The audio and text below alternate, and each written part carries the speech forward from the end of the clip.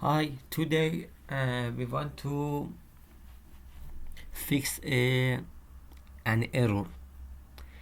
Could not find function or function reference indicator. For this, just here you forget to add version. So just add version. Okay, version, for example, 5. Okay, as you see, it works well. And here it say you and it give you an error, and not error, a warning that this is not last version. Okay, so you can come, you can change it. Let's save, I save it. Just you come, you not come here and convert it to version 6. As you see, no, we have not any warning.